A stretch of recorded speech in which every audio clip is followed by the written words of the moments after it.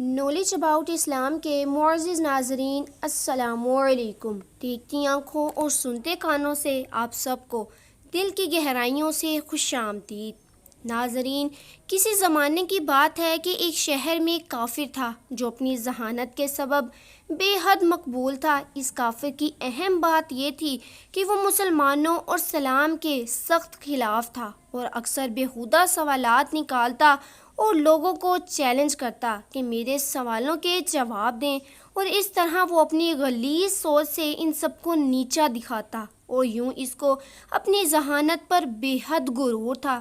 ایک بار اس نے ایسے 3 سوال پوچھے جن کا جواب بڑے بڑے عالموں کے پاس نہ تھا، اور اس کی عقل کا ڈنکا ایک بار پھر زور پکڑ گیا۔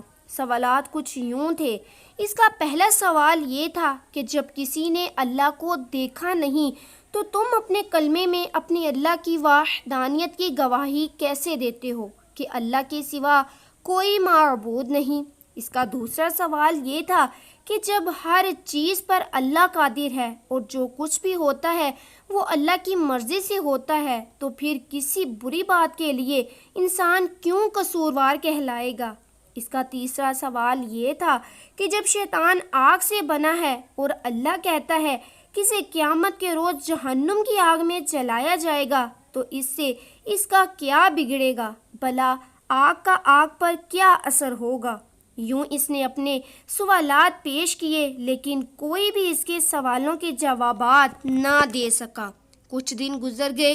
ایک دن وہ کافر کسی کام سے باہر نکلا۔ ابھی وہ کچھ دور ہی گیا تھا کہ اس کا گزر ایک درویش کے پاس سے ہوا جو کہ زمین پر بیٹھے مٹی کے 2-3 بڑے بڑے گولے بنا رہے تھے۔ جیسے ہی وہ کافر ان کے پاس سے گزرا، انہوں نے اسے آواز دی اور اپنے پاس آنے کو کہا۔ وہ کافر ان کے پاس چلا گیا۔ انہوں نے کہا، سنا ہے تمہارے چند سوالات ہیں جن کا آج تک کوئی جواب نہیں دے سکا، ذرا مجھے بھی اپنے سوالات بتاؤ، شاید میرے پاس ان کا کوئی جواب موجود ہو۔ یہ سن کر وہ کافر بڑے تکبر سے مسکرایا اور کہنے لگا، جناب، میرے سوالوں کے تو بڑے بڑے علماء جواب نہ دے پائے تو ایک درویش کے پاس کیا علم ہوگا؟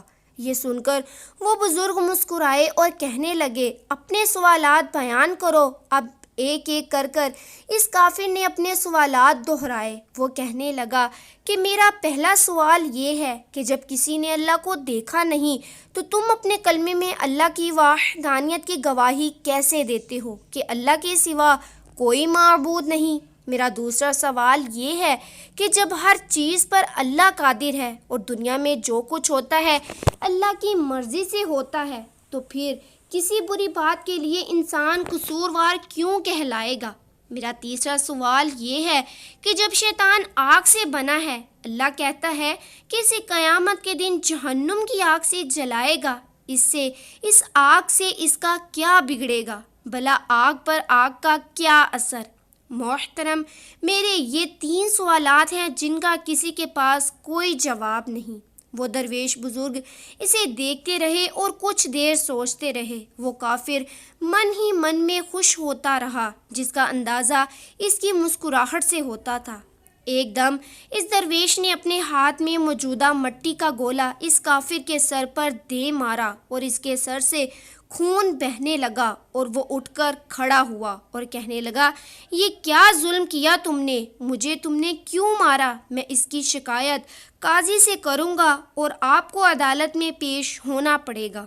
یہ کہہ کر وہ کافر سیدھا قاضی صاحب کے پاس جا پہنچا اور اپنا مدعا بیان کیا۔ اس کے سر سے ابھی بھی خون بہہ رہا تھا اور اس تکلیف سے اس کا برا حال تھا۔ چنانچہ درویش بزرگ کو قاضی صاحب کے سامنے پیش کیا گیا۔ اب قاضی صاحب نے پوچھا، حضرت، آپ نے کس بنا پر اس آدمی کو مارا ہے؟ بزرگ نے کہا، میں نے تو اس کافر کے ان سوالوں کا جواب دیا ہے جو اس نے مجھ سے پوچھے تھے۔ اب یہ بلا وجہ مجھ پر الزام لگا رہا ہے۔ عدالت میں موجود ہر شخص حیران تھا، کیونکہ بہرحال سبھی اس کافر کے ان سوالوں سے واقف تھے۔ قاضی صاحب کہنے لگے، کہاں ہے اس کے سوالوں کے جواب؟ ہمیں تو کچھ پتہ نہیں چلتا۔ اس پر وہ بزرگ فرمانے لگے، جناب، اس نے پہلا سوال کیا، جب اللہ دکھائی نہیں دیتا تو کیسے ہم اس کی موجودگی کی گواہی دیتے ہیں؟ تو اس کا جواب مجھ پر لگائے ہوئے الزام میں ہے۔ اس نے کہا کہ مجھے سر پر چوٹ لگنے سے درد ہو رہا ہے، لیکن کیا اس بات کا اس کے پاس کوئی گواہ موجود ہے؟ وہ کافر بولا، اس بات کا گواہ کیسے ہو؟ درد تو مجھے ہو رہا ہے۔ نعت درویش نے کہا، یہ ہم کیسے مان لیں کہ تمہیں درد ہو رہا ہے؟ وہ کافر بولا، کیونکہ مجھے درد محسوس ہو رہا ہے۔ اس پر بزرگ نے فرمایا، ٹھیک اسی طرح جس طرح تمہارا درد دکھائی نہیں دے رہا تم محسوس کر رہے ہو، اسی طرح ہمیں بھی خدا دکھائی نہیں دیتا، پر ہم اسے ہر وقت اپنے ساتھ محسوس کرتے ہیں، کیونکہ دنیا میں اس کی قدرت کے نظارے جگہ جگہ موجود ہیں۔ وہ کافر حیران ہو کر کہنے لگا، چلو مان لیا، پہلا جواب مل گیا، اب میرا دوسرا جواب دو۔ وہ بزرگ بولے، تم کہتے ہو جو کرتا ہے اللہ کرتا ہے، اس میں بندے کا کیا قصور؟ اس کے دوسرے سوال کا جواب بھی اس کے الزام میں ہی موجود ہے جو اس نے مجھ پر لگایا۔ جب سب اللہ نے کیا تو اس میں میرا کیا قصور ہے؟ اس نے مجھ پر الزام کیوں لگایا؟ اب اس کے دوسرے سوال کا جواب بھی اس کے سامنے تھا۔